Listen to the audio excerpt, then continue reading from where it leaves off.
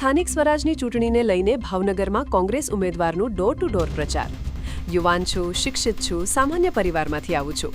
કુંભારવાડા વિસ્તારના ઉમેદવારે કહ્યું, ભાજપના ચારેય ઉમેદવારનું ભણતર ભેગું થાય એના કરતાં વધારે ભણેલો છું નો કટાક્ષ કરતા કોંગ્રેસ ઉમેદવાર કિશન મેર। આ વિસ્તારમાં કામ થયા હોય તો મોટા નેતાઓના ધાડા ઉતારવાના પડ્યા હોત તેમ પણ જણાવ્યો। ભલામણ એટલે કરવાની તો મુન્નાભાઈ તમે અને ભાઈ આપણે અક્ષય પાર્કમાં બધે ગમે ના અને મારી વાત સાંભળો, પહેલી વાર કોંગ્રેસે એવા ઉમેદવારને ટિકિટ આપી છે યુવાન છે, શિક્ષિત છે, બરોબર છે। મારી સામે જે ચૂંટણી લડે છે, ચૂંટણી લડે છે, બહારથી લડવા આવ્યો છે, એ ચારેય પેનલ જે ભાજપની લડે એનું બધાનું ભેગું કરે ને કેટલું ભણતર, તોય મારે જેટલું ભણતર એટલા જેટલું નથી।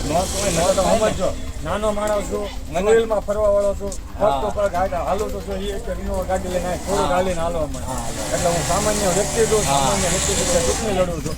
મારી યાર કોઈ મોટા નેતા નથી,